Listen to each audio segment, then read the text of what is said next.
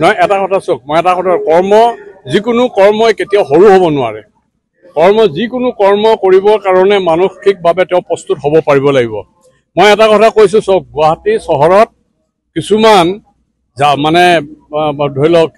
বিহাৰী মানুহ আছে বা বঙালী মানুহ আছে তেওঁলোকে এই মই দেখিলোঁ সিদিনা তেওঁলোকে সেই আলু চপটো বনাই পেলাই তাত চেপেটা কৰি পেলাই তাত প্লেট এখনত দিছে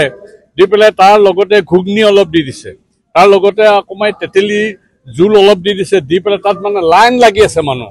আৰু সেইজনে যদি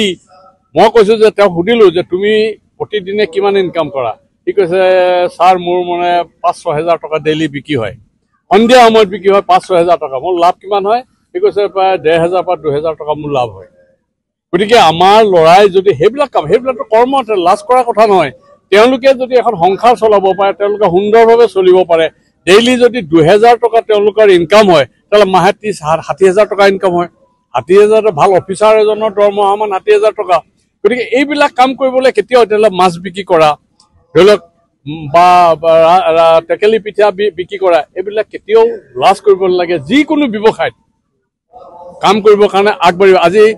গুৱাহাটী চহৰত আপুনি দেখক ফুটপাথৰ ব্যৱসায়ী সকলো ব্যৱসায়ী যিসকলক আমি মিয়া বুলি কওঁ মিয়াৰ দখললৈ গুচি গৈছে কিয় আমাৰ ল'ৰা ছোৱালীয়ে লগ কৰিব নোৱাৰে নে সেইবিলাক ফুটপাথত ফল মূল বিক্ৰী কৰক অন্যান্য বিক্ৰী কৰক আমিতো অসমীয়া ল'ৰা ছোৱালীৰ পৰাহে আমি বস্তু বাহানি অসমৰ মানে অসমীয়া মানুহৰ পৰাই ল'ব যদি থাকে গতিকে লাজ মান কাটি নকৰি আমাৰ ল'ৰাইও আগবাঢ়ি এইটো ব্যৱসায় এইটো লাজ কৰিব নালাগে ব্যৱসায় যিকোনো সৰু হ'লেও ব্যৱসায় ভিত্তিক এই মানসিকতা লৈ আগবাঢ়ি আহিব লাগিব প্ৰথম কথাটো হৈছে যে অসমৰ আৰ্থ সামাজিক আৰু ৰাজনৈতিক পৰিস্থিতিয়ে আচলতে আলফাৰ জন্ম দিছিলে বা আলফাৰ গোটেই সংগ্ৰামখনৰ মূল কথা সেইটোৱেই গতিকে সেই সমস্যাবিলাক সমাধান হোৱা নোহোৱাটোহে আচলতে সফলতা আৰু বিফলতাৰ মূল চাবিকাঠি অসম আন্দোলন কৰিলোঁ আমি কিন্তু মূল বিষয়টো সমাধান নহ'ল আৰু এতিয়াও আলফাৰ এই সংগ্ৰামৰ একাংশ ইতিমধ্যে চুক্তি হৈছে পৰেশ বৰা ডাঙৰীয়া বাহিৰত আছে কিন্তু সমস্যা যিবিলাকে আমাক আন্দোলন কৰিবলৈ বাধ্য কৰিছিলে বন্দুক ল'বলৈ বাধ্য কৰিছিলে সেই সমস্যাবিলাক কিন্তু চৰকাৰে যথোচিত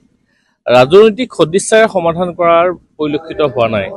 আলফাৰ নেতাসকলে কিমান দক্ষতাৰে আলোচনাটো আগবঢ়াই দিছিলে সেইটো এটা হয়তো আলোচনাৰ বিষয় কিন্তু ইমান ৪ দশক জোৰা সহস্ৰ সংগ্ৰাম এখনৰ সমাধানত কেন্দ্ৰীয় চৰকাৰখনে কিমান গুৰুত্ব দিলে আৰু কিমান আন্তৰিকতাৰে আমাৰ সমস্যাবিলাক চিহ্নিত কৰি তাক সমাধান কৰিবলৈ তেওঁলোকে উদ্যোগ ল'লে সেইটো কিন্তু নিশ্চিতভাৱে মন কৰিবলগীয়া আৰু